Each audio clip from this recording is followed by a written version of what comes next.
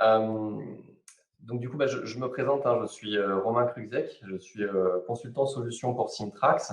Et aujourd'hui, on va parler d'une thématique assez particulière au niveau de la validation, qui va être la validation électronique au niveau des documents juridiques, qui du coup nécessitent certaines subtilités, notamment au niveau de la signature. Donc on va autour de ce webinaire discuter un petit peu de certains petits points pour cette validation de documents juridiques et également vous présenter les solutions que nous proposons justement pour répondre à ces besoins. Voilà. Alors, je pense que tout le monde arrive à me voir. Oui, donc pour ceux qui ont quelques petits soucis, n'hésitez pas à passer sur Google Chrome du coup. Hein. La salle est plus compatible avec Google Chrome. Voilà, donc aujourd'hui, comme je vous l'ai dit, on va parler de la validation électronique pour les documents juridiques. Donc déjà, dans un premier temps, qui sommes-nous? Donc Syntrax, nous sommes un éditeur de logiciels français. Hein. Aujourd'hui, on a plus de 3000 clients, tous secteurs confondus. On n'est pas spécialisé dans un secteur particulier. On a 7 bureaux répartis un peu partout dans le monde. Donc aujourd'hui, moi, je suis en France. Hein, je suis basé à Nîmes, au siège de l'entreprise. Et on a du coup donc deux bureaux aux États-Unis, hein, à Los Angeles, à Boston.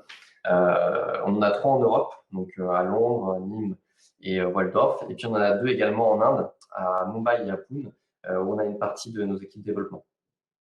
Voilà, aujourd'hui, on comptabilise environ 12 années de fidélité sur la totalité de nos clients. Hein. Donc, c'est des clients qu'on essaie d'accompagner le plus possible vis-à-vis de leur dématérialisation, hein, et de leur challenge, notamment au niveau de la validation. Et on dispose de 3 partenariats technologiques, à savoir SAP, IBM et Microsoft.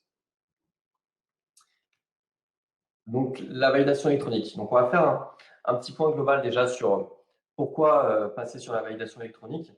Et puis, on rentrera un petit peu plus dans le détail, notamment vis-à-vis de la signature au sens large et puis vis-à-vis des documents juridiques. Donc, pourquoi la validation électronique dans un premier temps, la signature électronique? C'est déjà dans un premier temps pour transformer les processus internes. Aujourd'hui, on a beaucoup de normes qui obligent les entreprises à valider de manière électronique leurs documents. Hein. Je pense que si vous assistez à ce webinaire aujourd'hui, c'est parce que vous êtes également dans cette situation-là. Donc, c'est pour transformer les processus internes, donc c'est beaucoup plus rapide, beaucoup plus simple. Et puis, l'avantage qu'on a aujourd'hui à faire cette transition, c'est également de pouvoir valider beaucoup plus rapidement et avoir un suivi et pouvoir authentifier la personne qui va signer le document. Donc, avoir une traçabilité, chose que parfois on n'avait pas forcément lorsqu'on signait de manière manuscrite. Et puis également, on a tout l'aspect économique, on va dire. Donc, c'est tout l'aspect transformation, relation client, puis relation au sein de l'entreprise, où justement, vu que c'est beaucoup plus simple, beaucoup plus rapide, on va pouvoir être beaucoup plus productif. Voilà, donc c'est principalement les deux thématiques qui ressortent parce qu'on va s'orienter vers une validation électronique de documents, que ce soit interne ou externe. On va pouvoir le voir dans la slide suivante. Donc aujourd'hui, on va distinguer 2 types de validation, hein, comme j'ai dit précédemment. On a tous les documents qui sont internes à l'entreprise, donc toute la validation interne. Et puis, on a toute la validation, on va dire, externe, donc tous les documents qui vont être amenés à sortir de l'entreprise. Aujourd'hui, on va parler des documents juridiques, hein, qui vont transiter un petit peu dans ces deux thèmes. Donc, puisqu'effectivement, on a des actes d'engagement, voilà, des documents de marché qui vont à la fois devoir être validés en interne avant envoi ou avant signature. Et puis, on a également la réception de ces documents-là. Aujourd'hui, on va traiter une partie de cette thématique, à savoir la validation interne de documents de marché et le fait de pouvoir apposer un certificat pour sceller le document.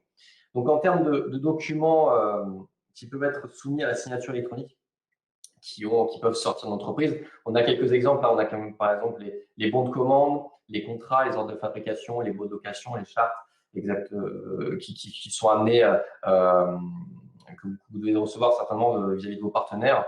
Donc voilà, on a ces types de documents-là qui nécessitent, c'est nos documents qui vont transiter hors entreprise et qui ne nécessitent pas forcément de certificats pour certains d'entre eux. Éventuellement, des certificats à la volée, on verra un petit peu plus tard au niveau des sécurités. Mais voilà, qui sont des documents assez qui ont pour but de transiter hors entreprise. Ensuite, on a tous les documents liés à la signature électronique interne, une signature simple. Donc, ça va être par exemple les demandes de congé. Lorsqu'un employé va faire une demande de congé où il doit signer la demande, les commandes fournisseurs, les notes de frais, les offres commerciales. Voilà, ce sont des types de documents qui nécessitent une signature interne, donc, qui transitent en interne à l'entreprise, qui n'ont pas pour but de sortir et qui ne nécessitent pas forcément de grosse sécurité. Donc, on est sur des signatures simples. Ensuite, on a donc effectivement là le thème qu'on va aborder aujourd'hui, à savoir signature numérique personnelle. Donc là, on va rentrer dans certains types de contrats, les marchés, éventuellement les actes d'engagement, etc. Où là, on va avoir besoin, en plus de la signature, d'un certificat qui va venir sceller le document et qui va venir authentifier le fait que le document n'a pas été altéré. Donc, on va avoir également tout ce qui est associé au fichier de preuve. On le verra un petit peu plus tard. Mais voilà, donc on est sur des signatures qui ont un niveau de sécurité un peu plus élevé, puisque c'est des documents qui sont assez critiques, qui vont engager l'entreprise directement. Et puis, on a effectivement tout ce qui est signature numérique automatisée. Donc là, c'est par exemple les extraits de compte, les factures clients, les bulletins de paie. Voilà, ce sont des documents qui sont produits en grande quantité et qui, du coup, nécessitent des signatures pour authentifier quand même la véracité du document et qui peuvent transiter en interne ou en externe de l'entreprise.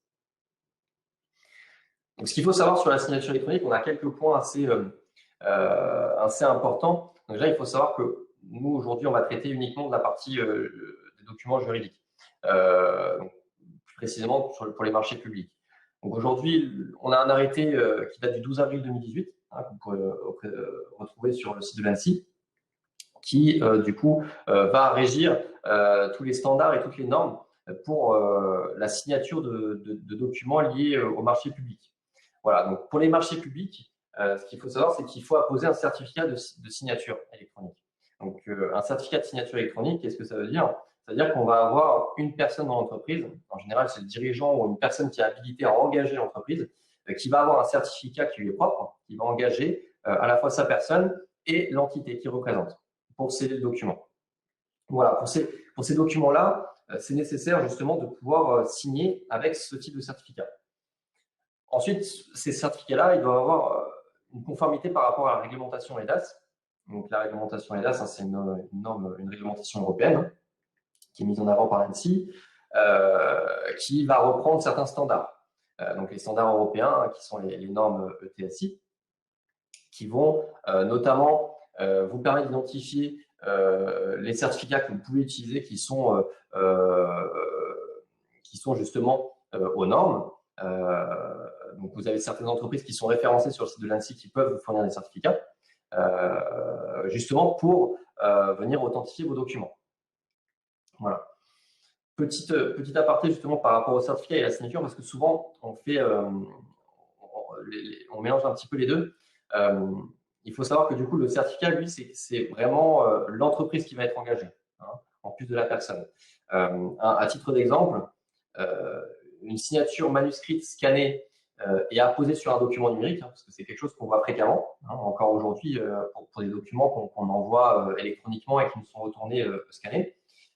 Les signatures manuscrites scannées et apposées sur un document numérique, un PDF que vous venez de recevoir, ce n'est pas considéré comme une signature originale. Donc, ça peut être refusé sur le plan juridique. Donc, c'est pour ça que justement, on va venir apposer des certificats et signer électroniquement, de bout en bout dans la chaîne, les documents. Voilà, donc après, on a différents niveaux de sécurité. Je vous en avais parlé un petit peu auparavant. Donc, pour simplifier un petit peu la chose, on va faire le distinguo entre les signatures simples, les signatures de type certificat à la volée et les signatures avec un niveau de sécurité de type RGS. Donc, RGS, c'est un certificat en fait qui va vous être délivré par une entité reconnue. Donc, comme je vous l'ai dit, vous avez la liste sur l'ANSSI qui vous permet justement de respecter la législation en place pour la validation de vos documents juridiques. Donc, on a des niveaux de sécurité pour le RGS qui vont de 1 à 3 étoiles en fonction du document qui vous est demandé de certifier. Ensuite, on a tout ce qui est l'aspect certificat à la volée. Alors, certificat à la volée, c'est éventuellement lorsque vous allez faire des virements d'un compte à un autre. Voilà, vous recevez un code par SMS pour authentifier que c'est bien la bonne personne qui fait le virement. Voilà, donc ce code, il a une durée de vie limitée dans le temps. Il a pour but d'authentifier que c'est bien la bonne personne, puisqu'on vous l'envoie sur votre numéro personnel, qui fait le virement. Donc voilà, on est sur un certificat qu'on appelle à la volée. Donc, c'est un certificat qui s'autodétruit et qui vient authentifier dans une période de temps limitée que c'est bien la bonne personne qui va effectuer la signature, l'action de valider le document. Voilà, donc on est sur un niveau de sécurité un peu plus faible que le RGS, parce que comparé au RGS, là on n'engage pas une entité, on n'a pas un document de preuve, une traçabilité, on va dire, par rapport à la signature.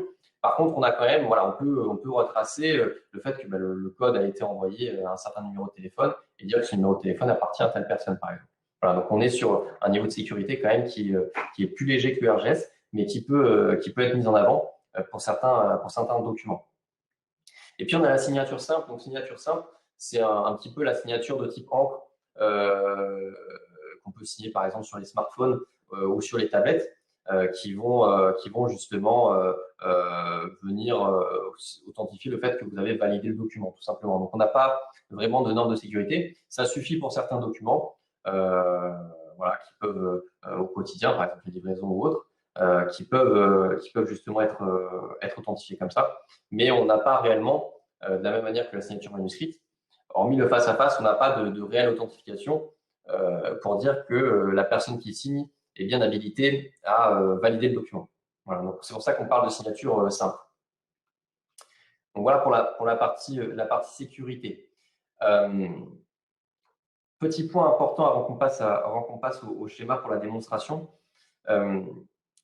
Aujourd'hui, lorsqu'on va dans la démonstration qu'on va mettre en avant, on va utiliser un certificat de type RGS 2 étoiles. Alors la différence entre le RGS 1 étoile et 2 étoiles, donc déjà, hormis le fait que le RGS 2 étoiles va correspondre à un plus grand nombre de documents, et le RGS 1 étoile pour certains types de documents et pas pour d'autres, par exemple pour les actes juridiques, etc.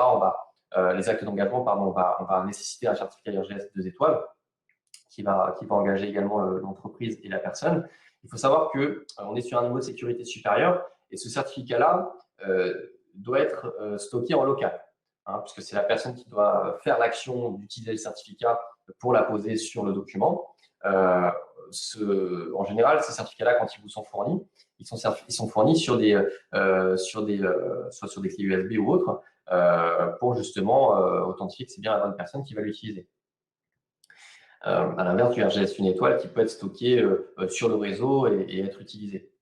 Donc on a pareil, on a un niveau de sécurité qui est un petit peu différent. On a une étape en plus. Donc aujourd'hui, voilà, pour revenir à ça, la création des signatures électroniques qualifiées, donc dites à distance, vous pouvez également retrouver ce terme-là sous le terme de server signing, parce qu'on a des certificats à distance qui peuvent être utilisés.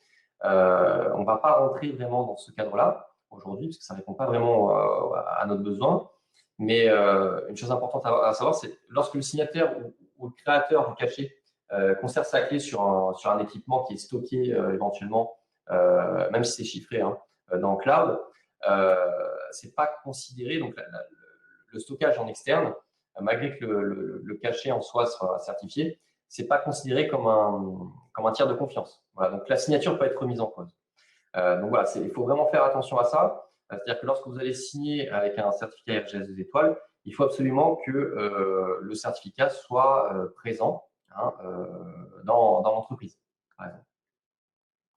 Voilà.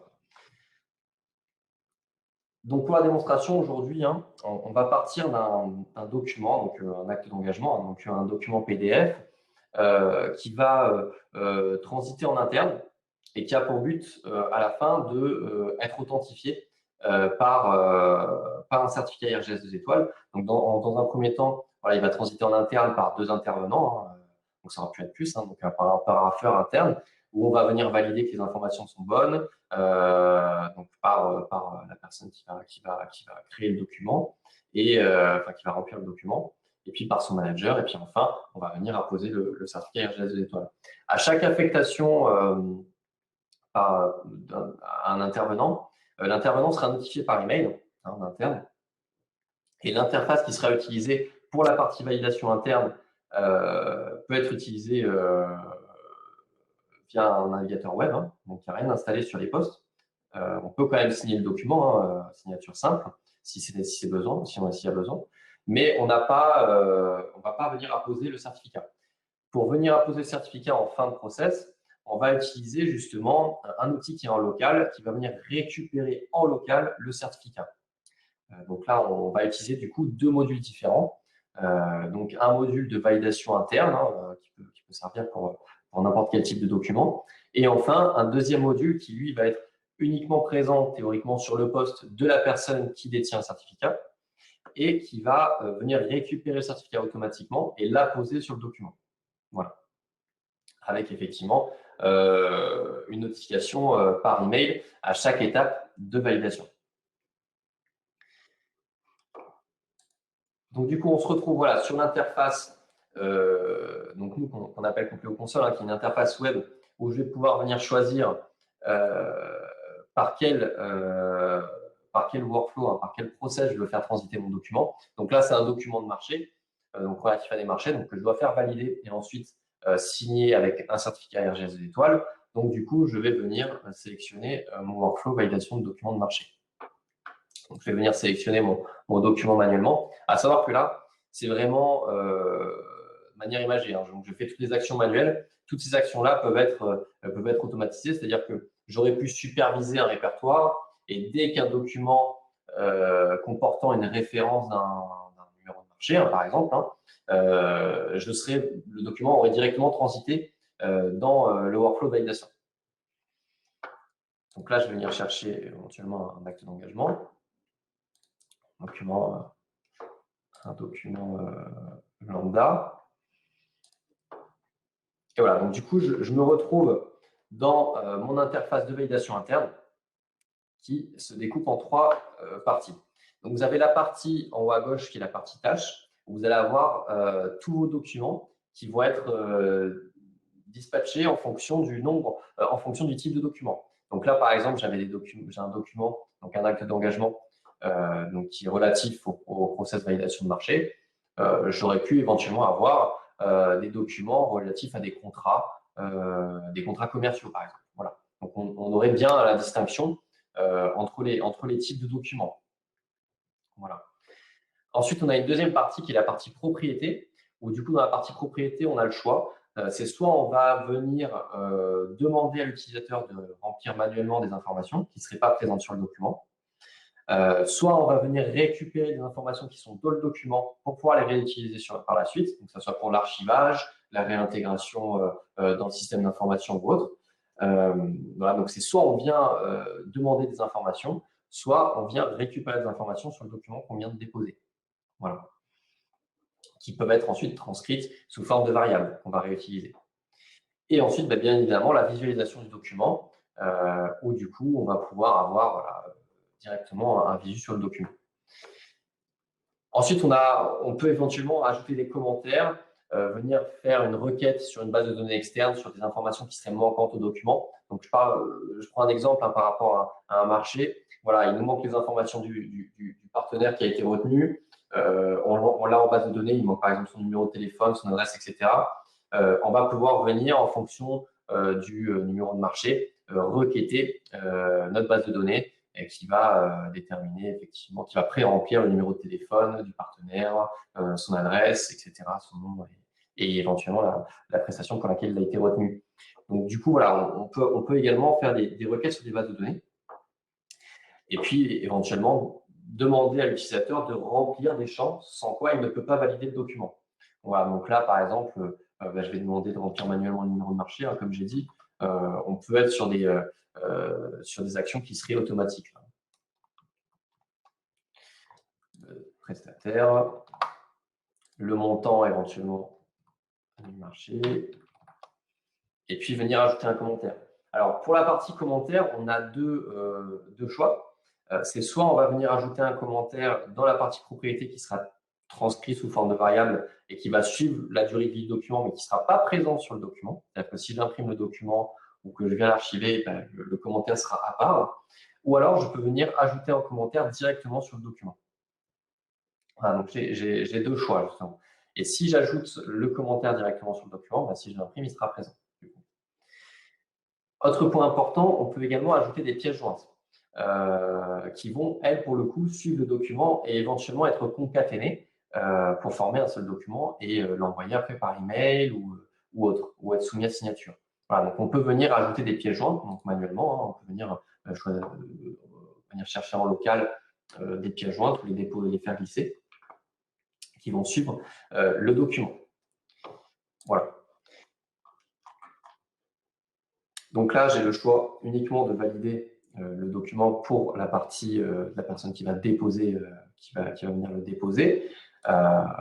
Mais en soi, j'aurais pu également demander une signature simple, hein, pour venir attester que l'action a bien été réalisée, ou éventuellement laisser le choix d'accepter ou de refuser le document. Et à ce moment-là, si le document est refusé, on serait passé dans un autre process, c'est-à-dire réétude de l'acte d'engagement, éventuellement faire un lien avec les commentaires en variable pour savoir qu'est-ce qu'il faut modifier sur le document directement.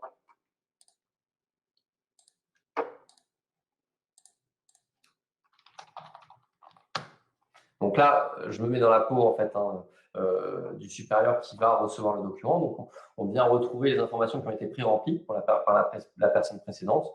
Voilà, donc on a justement là pour le coup le fait de pouvoir accepter ou rejeter le document en interne. Voilà.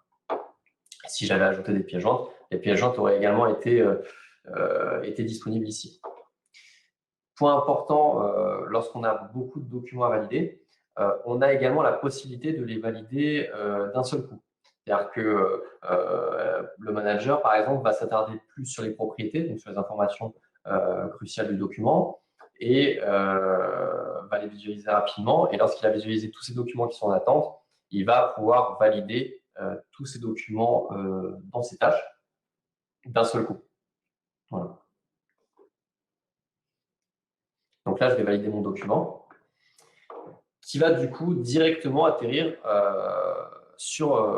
donc dans le second module qui va du coup permettre de signer et d'apposer le certificat en RGS 2 étoiles. Donc là, je suis sur le poste éventuellement de la personne qui dispose du certificat, qui vient de recevoir une multitude de documents, hein, notamment un acte d'engagement, qui est en attente et qui du coup est en capacité de signer le document. Donc là, pareil, on a plusieurs choix. C'est soit on les valide un par un, donc on les visualise directement. On voit où sera apposée la signature. On peut la disposer n'importe où sur le document. On peut soit rejeter, soit signer. Et lorsqu'on va signer, on va venir récupérer du coup, le certificat qui est hébergé sur le poste directement. Voilà. Donc on vient récupérer le certificat. Donc pareil, hein, je peux trier. Donc j'ai une visu sur tous les documents qui m'ont été transmis. Donc les documents en attente, les documents rejetés, les documents qui ont déjà été signés, qui peuvent soit être stockés en local, donc on peut garder une copie en local, soit éventuellement être envoyés par email directement, réintégrés dans JED, etc. Voilà, donc on a une multitude de possibilités en fin de process. Là, on est sur un process qui est assez simple, hein, assez imagé, où on valide en interne, on appose le certificat et du coup, on garde le document en copie. Voilà, donc là, je vais venir valider mon document. Voilà, donc ça passe automatiquement au document suivant, parce que du coup, on est sur un outil qui permet d'automatiser la signature des documents. Donc, voilà. Donc là, le document a été signé. Donc j'ai encore le choix justement de venir le visualiser automatiquement sur le poste.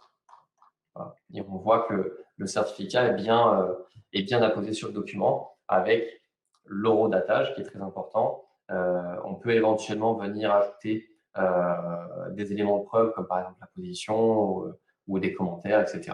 Donc, on est venu rajouter en fait toutes les informations nécessaires à l'authentification de la personne qui a signé et à l'engagement de l'entité.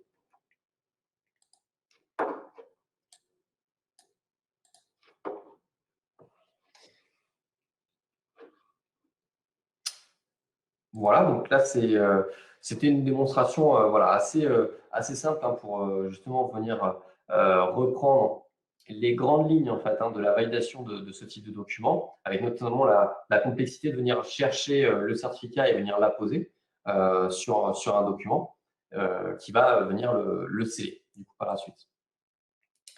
Donc, les principaux bénéfices du coup de ce type de solution, bah, c'est bien évidemment la suppression du papier. Hein. On sait que justement, lorsqu'on est sur les marchés publics, on a des documents qui font plusieurs pages, qui sont des documents normés hein, du coup. Donc on est sur beaucoup de papier lorsqu'on va les imprimer. Là, justement, on passe sur du tout numérique et on va supprimer tous ces documents papier. Hein, on va les garder en format numérique et on va avoir un retour direct sur les coûts en papier. Ensuite, on a toute la partie confidentialité et traçabilité. Donc là, c'est principalement dû au fait qu'on va venir apposer le certificat, qui va venir redater le document, et puis aussi sur le fait que le document, on peut venir le stocker, on peut venir donc du coup le réintégrer en GED. Vous avez la maîtrise du document en fait. Hein.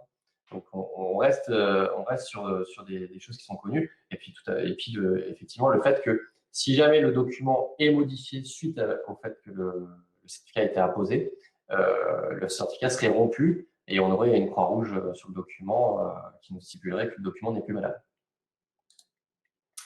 La rapidité, donc là, vous avez bien pu le voir, le fait de recevoir le document et de pouvoir le signer. Donc, c'est très rapide. Si on essayait de multiplier un petit peu la chose en disant, voilà, on a environ 100 documents par jour à remplir du même type, on aurait toujours la possibilité de les valider par lot ou éventuellement de laisser le choix au module de valider automatiquement les documents lorsqu'ils sont réceptionnés et de les garder en copie au cas où. Voilà, donc on est sur un processus totalement automatique et qui permet d'avoir un gain de temps énorme puisque là on n'a plus réellement d'échange d'emails ou autre avec souvent les documents pièces jointes. Là, on est sur des interfaces qui sont dédiées qui permettent justement d'avoir un suivi et une rapidité au sein des échanges. Et puis, donc, je t'en parlais un petit peu auparavant, mais il y a tout l'aspect intégration. C'est-à-dire qu'en fin de process, le document ne reste pas sur le bureau ou dans un répertoire. On va pouvoir justement récupérer les variables éventuellement qui sont présentes sur le document, que ce soit par exemple le numéro de marché, le nom du prestataire, etc. Donc, et se servir de ces informations-là pour venir les réintégrer par la suite. Réintégrer le document avec toutes les pièces jointes, que ce soit en GED, que ce soit dans notre système d'information ou autre. Donc, on peut venir pousser le document pour qu'il soit réutilisé et qu'il ne reste pas du coup bloqué sur le bureau ou en local au niveau de la personne qui l'a signé. Voilà, donc après, bon, pour faire un petit tour général, parce que là, c'est vrai qu'on a fait un petit focus sur la partie validation et sur un type de validation un petit peu spécifique où on vient utiliser un certificat RGS 2 étoiles. Mais aujourd'hui, la suite Compleo, c'est plus de modules. Hein. On va avoir un module qui va répondre à un spectre assez large au niveau de la dématérialisation et au niveau de la gestion de nos processus documentaires. Donc, que ce soit par exemple de l'archivage, la gestion d'impression, donc la validation, on vient de le voir, la création de documents hein, également, ou éventuellement la diffusion multicanal, donc l'envoi par email ou autre, création et conversion, donc par exemple conversion de documents PDF vers XML, XML to XML pour réintégration par exemple, ce genre de choses, c'est quelque chose que Compleo peut faire et automatiser surtout. Voilà, donc je vous laisse un petit peu la parole, savoir si vous avez éventuellement des questions sur nos solutions ou éventuellement sur la manière dont on a mis en avant le certificat lors de ce processus.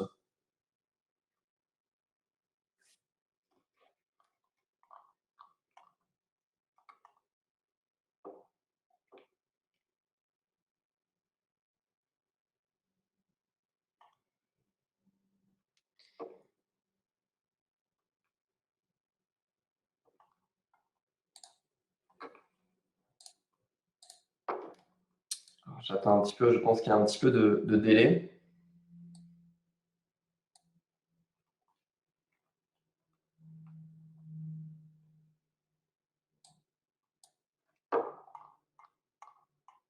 Voilà, donc si vous avez des questions.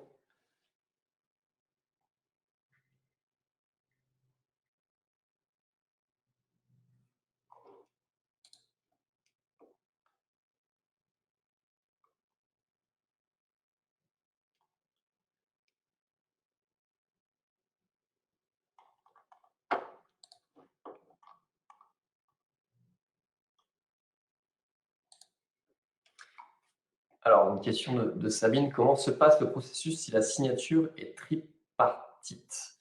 Alors, effectivement, si jamais vous avez tout ce qui est multi-signature, c'est le certificat qui est posé en dernier qui va venir sceller le document. Le but, c'est justement lorsqu'on va venir apposer le certificat RGS 2 étoiles, de faire en sorte que le document soit fini. C'est-à-dire que les signatures qui vont être demandées en amont vont être éventuellement des signatures simples.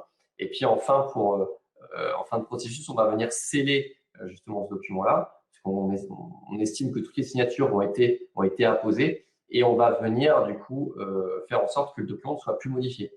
Donc le certificat RGS 2 étoiles, donc là le processus qu'on a mis en avant, c'est un petit peu la partie finale de la validation de l'acte d'engagement.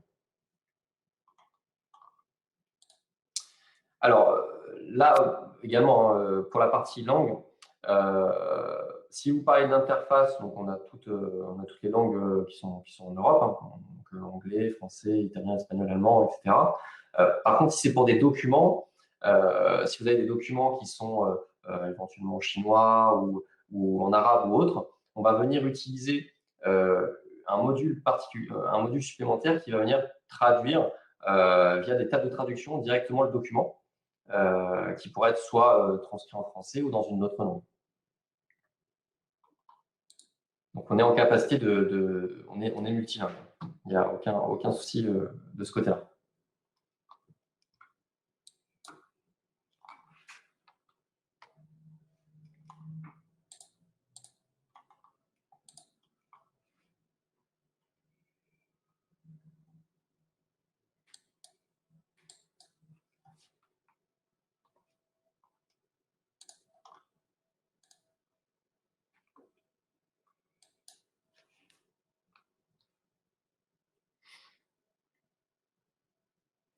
J'attends un petit peu s'il n'y a pas d'autres questions. J'en profite en même temps. Donc c'est vrai que au début de la présentation, je parlais d'organismes qui sont référencés pour la partie certificat.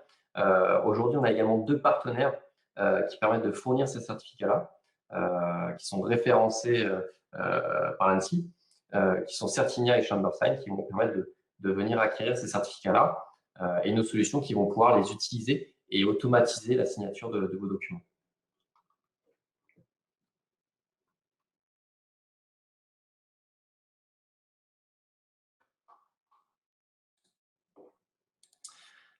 Alors, pour la partie facturation, nous, aujourd'hui, on fonctionne au modèle souscription. Donc, c'est une des slides après. C'est-à-dire qu'on a un coût fixe qui va englober à la fois la partie solution et la partie maintenance, qui va comprendre toutes les mises à jour du document. C'est-à-dire qu'on sait très bien, justement, on fonctionne avec ce modèle-là parce qu'on sait très bien que les réglementations sont faites pour évoluer. Je prends le cas, par exemple, de l'arrêté de 2018 qui est venu remplacer un arrêté qui datait de 2016 auparavant. Donc, il y a des nouvelles normes. Donc, on est sur des réglementations qui évoluent assez rapidement. C'est pour ça qu'on est sur un modèle souscription qui vous permet de mettre à jour automatiquement vos solutions. C'est-à-dire qu'on n'est pas sur des solutions avec des versions fixes. Vous êtes en mode souscription, donc c'est des souscriptions annuelles, des contrats à l'année. Qui prennent en charge à la fois la maintenance, les clés pour les solutions et toutes les mises à jour.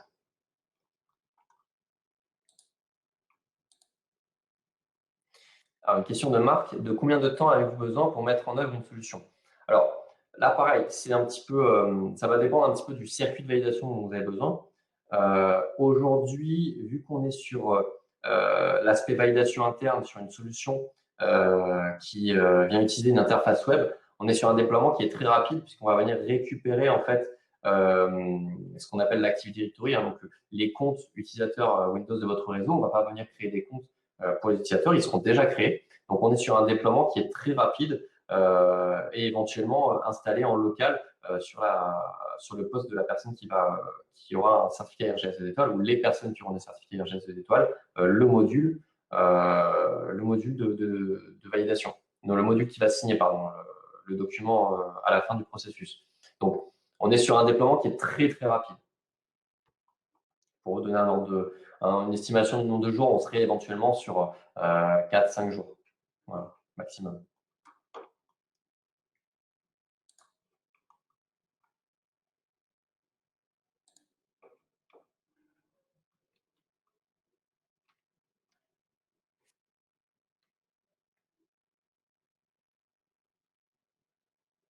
Donc je pense qu'il n'y a plus de questions. Voilà, notre prochain webinaire sera le jeudi 25, qui traitera justement des cas d'usage de gestion documentaire, hein, donc qui reprendra un petit peu des modules qu'on utilise également pour notre suite, hein, que j'ai présenté auparavant. Vous pouvez également venir nous suivre, hein, sur nos réseaux, hein, que ce soit Twitter, LinkedIn, où on est très actifs.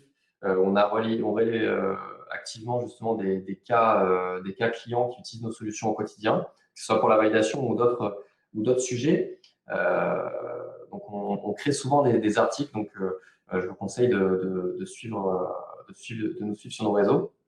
Et voilà, si vous avez des questions supplémentaires, vous avez également mes coordonnées.